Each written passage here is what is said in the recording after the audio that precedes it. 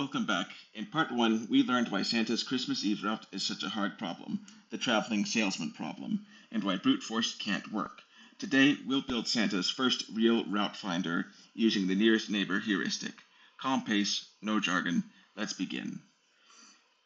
The nearest neighbor algorithm is simple. Start at a city like the North Pole, find the closest unvisited city, go there, and repeat. It's easy to understand and works surprisingly well for building a reasonable route. Our dataset contains over 3 million real-world cities. Each has a latitude and longitude, and we'll use them as the points Santa must visit. Instead of loading the dataset's CSV directly in the browser, we use a next.js API route. On the server, that route reads the CSV file, converts each row into a city latitude-longitude object, and then returns all of them as JSON.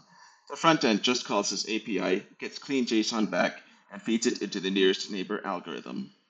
To find the closest city, we loop through the list and compute the Haversine distance, the shortest distance between 2 points on a sphere. We compare distances, keep track of the smallest one, and return the nearest unvisited city. There's a catch. To find the nearest city, we check every city, and we repeat that for every stop on the route.